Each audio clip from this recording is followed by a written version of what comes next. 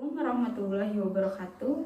Perkenalkan, saya Saidatul Humairoh An-Nawawi. Saya salah satu mahasiswa di Universitas Muhammadiyah Tangerang yang bertepatan di Fakultas Ekonomi dan Bisnis. Nomor induk mahasiswa saya 1761201013. Di video ini saya akan memenuhi salah satu tugas mata kuliah saya, yaitu teori pengambilan keputusan. Di video ini saya akan mempresentasikan bab 11 dari buku Teori dan Praktik Pengambilan Keputusan dalam Perspektif Manajemen dan Akuntansi. Nah, buku ini itu ditulis oleh salah satu dosen di Universitas Muhammadiyah Tangerang yang bernama Dr. Hamdani SE, MM, MPD, MAK. Bukunya itu seperti ini dan banyak dipakai di kalangan mahasiswa di Universitas Muhammadiyah Tangerang. Di bab 11 ini ada materi yang mengenai pengambilan keputusan dan analisis rasio keuangan. Nah, materi di bab 11 ini ada laporan keuangan dan analisis rasio keuangan.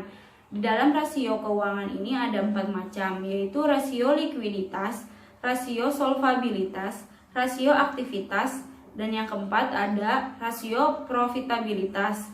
Nah, yang pertama akan saya presentasikan itu ada laporan keuangan. Jadi laporan keuangan ini adalah proses akhir dari suatu proses akuntansi. Nah, di dalam laporan keuangan ini berisikan informasi-informasi yang penting dalam mengambil keputusan bagi manajer. Nah, informasi itu ada laporan laba rugi, laporan neraca, laporan saldo laba, laporan arus kas, dan catatan atas laporan keuangan. Nah, laporan keuangan ini sangat penting bagi manajer untuk perbandingan agar dia bisa mengambil suatu keputusan. Saya akan mempresentasikan lagi tentang laporan laba rugi di dalam laporan keuangan. Jadi laporan laba rugi itu berisikan informasi mengenai pendapatan-pendapatan perusahaan dan biaya-biaya perusahaan dalam periode tertentu. Dan informasi yang kedua di dalam laporan keuangan itu adalah laporan neraca. Nah, laporan neraca ini berisikan informasi tentang keadaan aktiva atau aset, utang, dan modal perusahaan pada saat tertentu. Yang ketiga ada laporan saldo laba. Laporan saldo laba berisikan informasi yang dihasilkan dan akan dibagikan sebagai dividen atau laba ditahan pada periode tertentu. Nah, yang keempat ada laporan arus kas. Laporan arus kas ini mengenai informasi tentang kegiatan, operasi, investasi, dan pendanaan perusahaan. Yang terakhir di dalam laporan keuangan adalah catatan atas laporan keuangan. Nah, catatan atas laporan keuangan ini informasi tambahan yang disajikan di dalam laporan keuangan. Jadi laporan keuangan itu hanya berisikan laporan laba rugi, laporan neraca, laporan saldo laba, laporan arus kas, dan catatan atas laporan keuangan. Selanjutnya saya akan mempresentasikan mengenai analisis rasio keuangan. Rasio keuangan adalah perbandingan antara unsur-unsur dari laporan keuangan untuk membantu seorang manajer mengambil suatu keputusan mengenai keuangan perusahaan untuk masa yang akan datang. Misalkan perbandingan antara rasio keuangan dan laporan keuangan itu ada 3 cara menganalisisnya. Yang pertama ada analisis horizontal, analisis vertikal, dan analisis kombinasi. Seperti yang saya jelaskan tadi, di dalam analisis rasio keuangan itu ada 4 macam rasio. Yang pertama ada rasio likuiditas. Nah, rasio likuiditas itu rasio yang mengambil hubungan kas perusahaan dan aktiva lancar lain-lainnya terhadap utang lancar.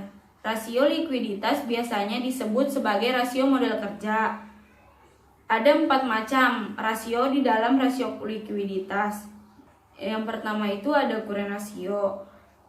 Untuk mengetahui sejauh mana kewajiban-kewajiban jangka pendek para kreditor dapat dipenuhi dengan aktiva perusahaan. Yang kedua ada quick ratio. Nah, rasio ini untuk mengukur kemampuan perusahaan dalam melunasi kewajiban jangka pendek. Inventory to net working capital.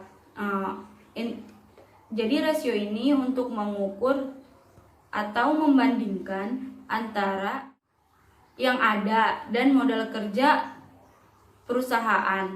Yang terakhir ada cash ratio untuk mengukur seberapa besar uang dan setara kas yang tersedia untuk membayar utang.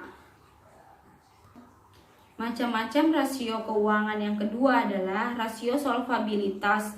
Di dalam rasio ini digunakan untuk mengukur sejauh mana aktiva perusahaan dibiayai dengan utang. Dengan kita mengetahui rasio solvabilitas, kita akan tahu sejauh mana kemampuan posisi perusahaan terhadap kewajiban kepada pihak lain dan mengetahui keseimbangan antara nilai aktiva, khususnya aktiva tetap dengan modal. Nah, di dalam rasio solvabilitas juga ada macam-macam rasionya. Ada 4, yaitu yang pertama debt to asset ratio. Digunakan untuk mengukur perbandingan total utang dan total aktiva. Yang kedua ada debt to equity ratio. Digunakan untuk perbandingan total utang dengan modal sendiri.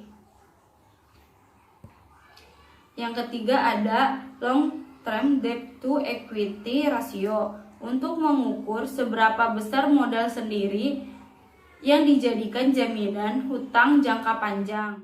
Keempat ada current liability to network. Rasio ini menunjukkan bahwa dana pinjaman yang segera akan ditagih terdapat beberapa kali dari modal sendiri.